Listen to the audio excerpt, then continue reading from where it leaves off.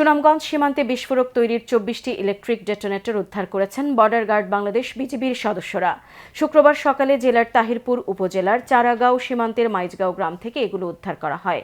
সীমান্তে বাংলাদেশের ৩০ গজ ভিতরে পলিথিনে মোড়ানো গাছের খড়কুটো দিয়ে ঢেকে রাখা ছিল ডেটোনেটরগুলো। সকাল ৮টার দিকে এগুলো উদ্ধার করা হয়। বিজিবি বলছে, এসব ইলেকট্রিক ডেটোনেটর দিয়ে শক্তিশালী ইম্প্রোভাইজ এক্সপ্লোসিভ ডিভাইস প্রস্তুত করা হয়। এগুলোর সঙ্গে টিএনটি অথবা প্লাস্টিক এক্সপ্লোসিভ যুক্ত করে বড় ধরনের বিস্ফোরণ ঘটানো সম্ভব বলে তারা জেনেছেন।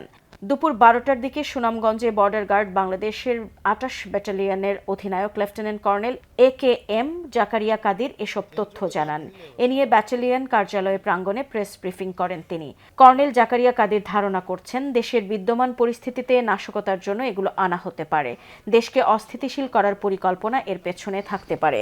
এজন্য তারা সীমান্তে নজরদারি বাড়ানোর পাশাপাশি গোয়েন্দা তৎপরতা অব্যাহত রেখেছেন।